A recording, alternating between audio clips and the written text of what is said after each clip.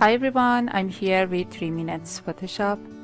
In this video we learn how to create photo on a wall. In menu bar, select Subject, take a copy with Ctrl J, choose Rectangle tool and select the wall. In Rectangle layer, right click, choose Convert to Smart Object, then double click on layer, open the image, press Ctrl A, then Ctrl C. In new page, press Ctrl V, set your image and press Ctrl S.